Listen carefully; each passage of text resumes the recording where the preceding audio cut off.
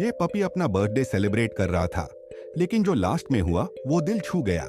आज मैक्स का पहला बर्थडे था और उसका घर बलून से पूरा भर गया।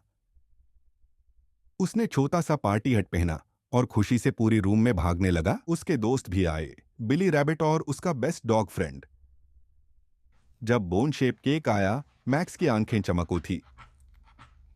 सबने मिलकर हैप्पी बर्थडे गया और मैक्स खुशी से जंप करने लगा।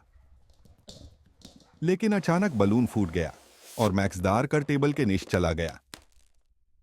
बच्चों ने उसे हग किया और उसका फेवरेट टॉय दिया।